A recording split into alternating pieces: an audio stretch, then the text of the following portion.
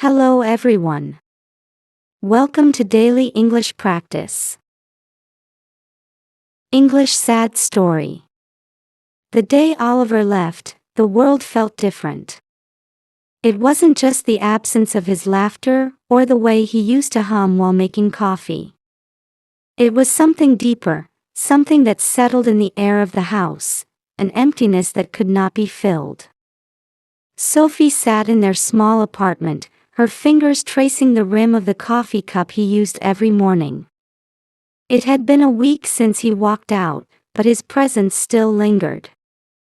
The scent of his cologne was faint but still there. His jacket remained on the back of the chair, untouched. She had begged him to stay. "Please, Oliver, don't go like this. Talk to me," she had pleaded, her voice shaking. But he had only looked at her with tired eyes. "I can't, Sophie. I need to be alone." And with that, he was gone. For days, Sophie wandered through their home like a ghost, unable to eat, unable to sleep. She read his old text messages, listened to the voicemails she had saved, and replayed their last conversation over and over. Was it her fault? Had she missed the signs? The memories of their time together haunted her. She remembered how they met in college, how he had been the quiet one, always lost in his books. She had fallen in love with the way he saw the world, with his gentle words, his quiet kindness. But something had changed over the years. The light in his eyes had dimmed, and he had become distant. She had tried to reach him, but he kept pulling away. Then, one evening, she got a call. Oliver's name flashed on her screen, and for the first time in weeks, her heart felt a spark of hope. But it wasn't him. "Sophie." The voice on the other end was unfamiliar. "I'm so sorry to call you like this.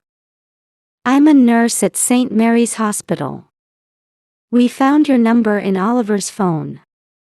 Her breath caught in her throat. What happened? There was a pause, a hesitation that sent chills down her spine. He's here at the hospital. I think you should come." Sophie's hands shook as she grabbed her coat and rushed out the door. The taxi ride felt like an eternity, her mind racing with thoughts she wasn't ready to face. When she arrived, the nurse led her to a quiet room. The sight of Oliver lying in the hospital bed stole the breath from her lungs. His skin was pale, his body frail. Tubes and wires surrounded him, beeping monitors echoing in the silence. Tears blurred her vision. "Oliver, what happened?" The doctor stepped forward, his expression heavy with sadness. "He attempted to take his own life, Sophie. We managed to stabilize him, but..." He sighed. He was alone for too long before someone found him. The weight of the words crushed her.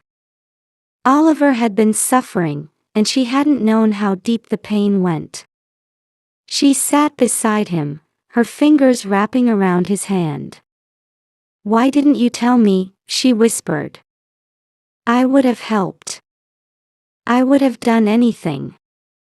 He didn't respond. He couldn't. For 3 days, she stayed by his side, speaking to him even though he couldn't hear her. She told him about the first time they met, about the way he had smiled at her that day. She told him about all the things they still had to do, the places they planned to visit, the books he wanted to write. On the 4th day, his fingers moved. A single tear escaped his closed eyes, trailing down his cheek. Then the machines started beeping. Doctors rushed in, voices filled the air, and Sophie was pushed aside. Minutes passed, then silence. The doctor turned to her, his face pale. "I'm so sorry." Sophie collapsed into the chair, her heart shattering into pieces. The chair where Oliver once sat would remain empty forever. Subscribe to the channel for more stories.